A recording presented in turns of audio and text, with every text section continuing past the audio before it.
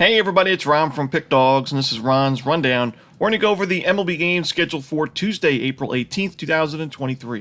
Now, if you like what you see, make sure to give this video a big thumbs up and subscribe to our channel. Don't forget to put your baseball picks in the comments section below. And if you're looking for my best bets, you can find those at Pickdawgz Premium. Alrighty, let's get into it. Here are the games for Tuesday in Major League Baseball. We see the San Francisco Giants taking on the Miami Marlins. We're going to see Alex Wood and Edward Cabrera on the mound in this one. Alex Wood's off to a good start this year, even though he hasn't really pitched too deep into ball games yet. He's still gone 7 2/3 innings with 8 strikeouts, no home runs allowed, and only a 1.17 ERA.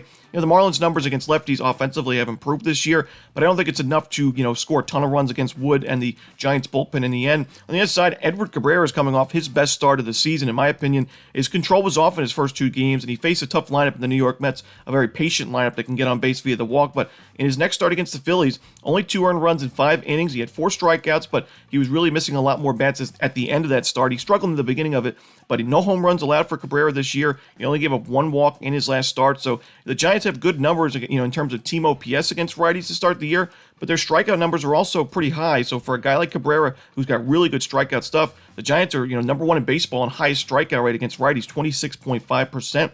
So I like Cabrera to put together a 5-6 inning solid start in this one. So give me the under in the Giants Marlins. Next up, we see the Tampa Bay Rays taking on the Cincinnati Reds. No official starter for the Rays right now. We should see Nick Lodolo going for the Reds. Makes this game a little bit difficult to handicap right now, but Nick Lodolo, he's pitching well so far this year. I do think his last start, he didn't have his best stuff against the Phillies, but even still, he put together a solid outing. He went 5 innings, only 2 earned runs, and he had 6 strikeouts, so it couldn't have been that bad. He did give up a lot of base hits in that game, gave up a home run, but overall, Nick Lodolo, 27 strikeouts and 17 innings of work, only 1 home run allowed. We saw last year he pitched really well at Great American Ballpark. So far this year, he's pitching well at home as well. So, I do think he could put together a good outing. We know the Rays are hitting lefties pretty well this season, but the big thing for me is why I'm leaning towards the Reds right now is, if the Rays go with a bullpen game, this bullpen's been good on paper in terms of the ERA, but I mentioned in yesterday's video, the bullpen also has some a little bit concerning numbers in the term of the advanced analytics. The xFIP is at 5.26 going into Monday's games. The Sierra is also pretty steep right now, so I do expect some regression for this Rays bullpen. If they go with the bullpen game here at Great American, it could be an ugly spot for the pitching staff. So I'm going to take the Cincinnati Reds here on a lean for now on the money line. Next up, we see the New York Yankees hosting the Los Angeles Angels. We're going to see Jose Suarez and Clark Schmidt on the mound in this one. Now, 2 starting pitchers that have not been very good and tough to really trust in a game like this, but Jose Suarez is a lefty, and the Yankees have struggled against lefties to start 2023. Now, their BABIP is low, so we can expect some positive regression as the season continues, but right now, the Yankees are 26th in baseball in team OPS and 22nd in isolated power against those left-handed pitchers. Jose Suarez has been a little bit unlucky himself, as his last start he gave up 10 base hits, but none of those were home runs. A lot of infield singles and some just unlucky base hits for the Nationals in that game, and that's why Suarez gave up those 4 earned runs in 4 innings, but I expect a little bit of a bounce back. I still think the Yankees will get to him for a few runs, but Clark Schmidt on the other side has not been very trustworthy himself, so the plus money makes it a lot more attractive in a game like this because Schmidt, in each of his first 3 outings, has given up 3 earned runs at least. He's given up a home run in 2 of those 3 games, and his strikeout numbers haven't been bad, but he's also walking some batters, hasn't been able to go too deep into games. He's not really considered a starter that can go 4 or 5 innings consistently, so I think the Angels get to him for a few runs, and I think the Angels have a good shot at winning this game outright, so might as well take the plus money. I'm going to take the Angels on the money line here on the road. Next up, we see the Baltimore Orioles taking on the Washington Nationals. Dean Kramer and Josiah Gray are your starters in this one. I'm going to take the over in this game. Josiah Gray has had some inconsistencies in his game this year, and his strikeout numbers are lacking a little bit, which is really concerning for me because he's more of a strikeout-dependent guy. He's a guy that gives up a good amount of home runs. His control can be off a little bit, but he can kind of compensate that by missing some bats. But in his first 16 2/3 innings, only 13 strikeouts, 4 home runs allowed.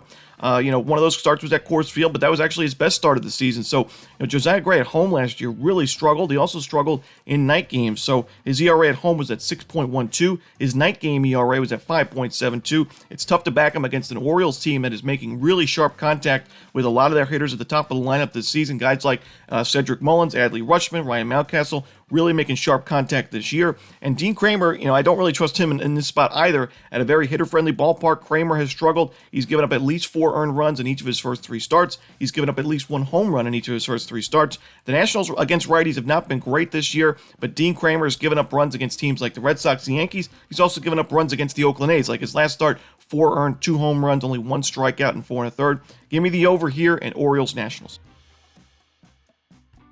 Next up, we see the Minnesota Twins taking on the Boston Red Sox with Sonny Gray and Chris Sale on the mound in this one. Minnesota Twins, not the best numbers against lefties to start the year. Now, their power numbers are not bad.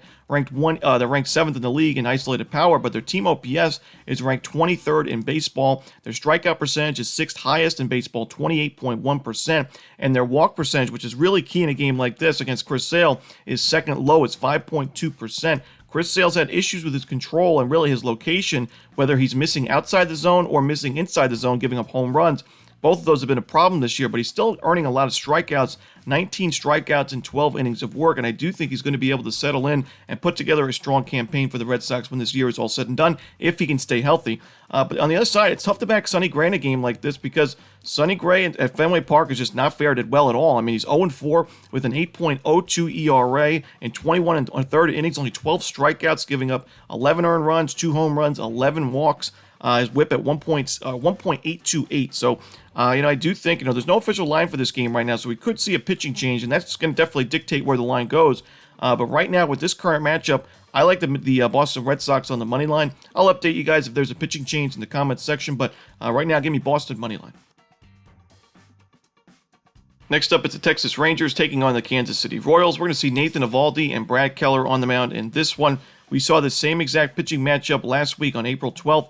It was a 10-1 win for the Royals in that game, but we see a pick-em moneyline price in this game for a good reason. I think the Rangers are honestly the better side here, and I think Nathan Eovaldi can bounce back. In that start, he gave up those 10 base hits, but only one of them was a home run. He had 7 strikeouts in 5 innings. He didn't give up a single walk, and he's been able to limit the home runs and walks for the most part this year and still strike out plenty of batters. 19 strikeouts in 15 2/3 innings.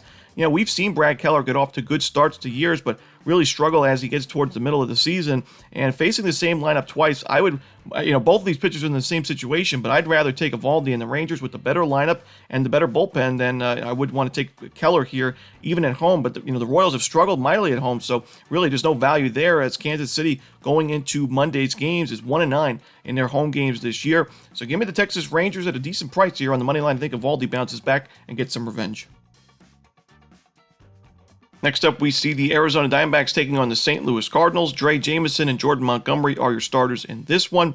I like Dre Jameson as a pitcher. I just don't like this matchup for him against a Cardinals team that does a good job at limiting strikeouts. Jameson's had some control issues. He's given up some walks and homers to start the year. That was more so out of the bullpen. His first start of the season was good against the Brewers, but like I said, St. Louis Cardinals put the ball in play very often. Jameson also doesn't really go too deep into games, so the Diamondbacks are going to have to rely on that bullpen for a majority of innings in this one. Jordan Montgomery on the other side pitches really well at Busch Stadium. We saw that last year. Arizona's had some mixed numbers against lefties to start the season, so I like the Cardinals laying the run line 1.5 runs in this one. Next up, we see the Houston Astros taking on the Toronto Blue Jays. Chris Bassett and Jose Urquidy are your starters in this one. Chris Bassett really struggled in his first outing of the year, one of the worst starts of his career. 3 1/3 innings, 9 earned runs, 4 home runs against the Angels, but then he bounced back in 2 nice outings against the Tigers and Angels, going a combined 12 innings with only 4 earned runs and 12 strikeouts in those games, only 1 home run allowed in those 2 starts. And going into Monday's games, the Blue Jays are ranked top 10 in baseball and team OPS, top 15 in isolated power against those right-handed pitchers, while the Astros are ranked 29th in baseball in isolated power, 21st in team OPS against those righties. So sure, they do a good job of limiting strikeouts overall, but their strikeout rate against righties is top 10 in baseball, 24.2% in terms of the highest strikeout rate. So I think the Blue Jays have the edge here. I think they have the slightly better starting pitcher and the much more trustworthy lineup in a game against a righty. I'm going to take the Blue Jays here at a good price on the money line on the road.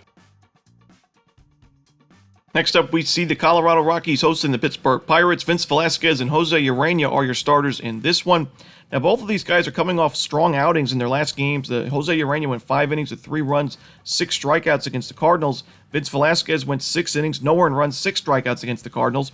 But I still think both of these pitchers guys I really can't trust in a Coors Field game. There's a reason why this total is set at 12.5 runs at the opening total. Now, one could say it's a little bit overvalued and a little bit inflated at this point, so maybe not a ton of value on the over in a game like this, but still, I got no choice. Vince Velasquez has been known to give up a lot of home runs in his career. At a stadium like Coors Field, that's not really an ideal spot to be in. Jose Urena, although he had those 6 strikeouts in 5 innings, he still gave up 2 home runs in that game. He's given up 5 home runs in his first 10 innings of work this season. And those 6 strikeouts, I don't really think it's going to be there very often for a guy like Urena, who's had issues missing bats. He's had issues walking batters, has an 8-7 walk-to-strikeout ratio to start the year. I think we're going to see plenty of runs in this game, so give me the over in Pirates-Rockies. Next up, we see the Chicago Cubs taking on the Oakland Athletics. We're going to see Marcus Stroman and Ken Waldichuk on the mound in this one. I've mentioned I see a lot of potential in Ken Waldichuk's game, but just not right now. I don't think he's ready right now, and the Cubs are hitting lefties very, very well to start the year. Waldichuk's got a 10.2 ERA. 11 strikeouts in 15 innings isn't going to get it done. He's given up 7 home runs and 7 walks as well. And with Marcus Stroman on the other side, this is just a pitching mismatch in this game. Marcus Stroman's first 3 outings, he's gone 6 innings each, so 18 innings of work with 20 strikeouts, no home runs allowed. We know Marcus Stroman likes to keep the ball on the ground. Very efficient ground ball pitcher, but he's also earning those missed bats and those strikeouts, so he can really be a dangerous starter in this Cubs rotation this year. I'm going to take the Chicago Cubs and lay the 1.5 runs on the road. Next up, it's the Milwaukee Brewers taking on the Seattle Mariners. We're going to see Colin Ray and Logan Gilbert on the mound in this one. Colin Ray, I give him credit. He pitched well in his first start back at the Major League level, but he's still a starter that I don't know if I can trust too much going forward. And Logan Gilbert is a guy that's pitched well so far this year. I have my concerns about his game going into the season, but he's been able to find his strikeout stuff. His secondary pitches have not been as bad as they were last year, and he's got 20 strikeouts in 16 2/3 innings. I expect a pretty low-scoring game here at a very pitcher-friendly ballpark at T-Mobile Park, but when it's all said and done, I think the Mariners do enough here offensively to win and cover the run line. So give me the Seattle Mariners laying the 1.5 runs. Next up, we see the Atlanta Braves taking on the San Diego Padres. Blake Snell and Spencer Strider are your starters in this one. I'm going to have to continue to fade Blake Snell in this game. He's continuing to struggle with his control. His strikeout stuff's been there. We know it's going to always be there, and we know in the second half of the year we're going to find some value betting on Blake Snell, but right now just can't trust him. He's given up 3 home runs and 10 walks in his first 13 innings of work. The Padres have lost each of his first 3 starts. He's took the loss in 2 of those games, and he pitched against these Atlanta Braves. He went 3 2/3 innings, 6 base hits, 4 earned runs, a homer, and 4 walks with only 2 strikeouts. The Braves, they hit lefties very well this season. They did it last year as well, and they're facing the same starter twice. I do think they're going to be able to get to Snell for a good amount of runs early on. Spencer Strider, although he was not his best in his last game, he gave up those 3 earned runs in 5 innings to the Reds. He still had 9 strikeouts. He's put together 27 strikeouts in his first 16 innings of work, and he's only giving up 1 home run along the way. I think Strider's the much better starter in this game. I trust the Braves line up a lot more in this game, so give me the Atlanta Braves here on the money line. And your final game for Tuesday's card in Major League Baseball, it's the New York Mets and the Los Angeles Dodgers. Tylor Megill and Clayton Kershaw are your starters in this one. Clayton Kershaw struggled early on in his outing against the Giants last time out, gave up 3 runs in the first 2 innings, but then he settled down nicely and was able to give Los Angeles 6 innings of 2 earned run ball with 4 strikeouts in the end, no home runs allowed. So I do think Kershaw, facing a Mets team, it's been inconsistent against lefties to start the year. I think Kershaw can put together good numbers. Tylor Megill gave up a home run to Juan Soto in his last start against the Padres, but that was really the only damage that Megill gave up in that game. But I still think his control has been a little bit off. We've seen him make some mistake pitches at times. His strikeout numbers haven't been the best in his last 2 games. Only in 11 innings of work, only 6 strikeouts with 5 walks to go with it. Against the Dodgers team, this is not a team that you can leave pitches down the zone. Also not a team that you can miss the zone consistently against. So, a Dodgers team that gets on base very often against right-handed pitching. I do think against Megill, they're going to be able to get some runs on the board early. And the Mets bullpen, although it's been okay to start the year, I don't really trust it going forward. I think that's one of the bigger weaknesses that the Mets have right now on their roster is their bullpen. You're missing a guy like Edwin Diaz, the best closer in baseball, the best reliever in baseball last year. It's definitely going to take a toll, and you also lost Seth Lugo in free agency. I do think the Dodgers win this game, whether it's early on or late. Los Angeles, number 4 in baseball in team OPS against righties to start the year, 3rd in isolated power. Give me the Los Angeles Dodgers here on the money line. And that's it. Those are the games for Tuesday in the MLB. Hope you enjoyed this video. If you did, don't forget to hit that like button and subscribe. And don't forget to put your baseball picks in the comment section below. Again, if you're looking for my best bets, you can find those at Pick Dawgz Premium. As always, this is Ron Romanelli. Good luck.